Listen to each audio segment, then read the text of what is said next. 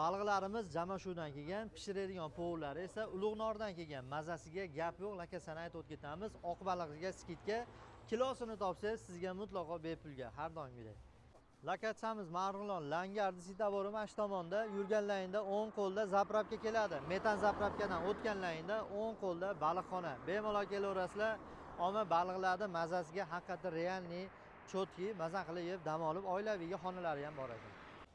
Oq baliqning kilosi 44 ming so'm ekan.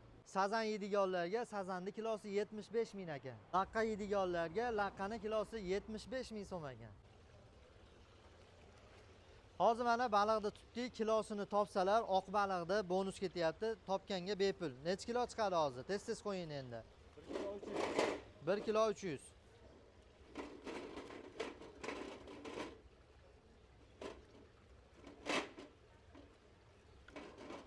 Montajchiga ish bo'ldi endi bu ham.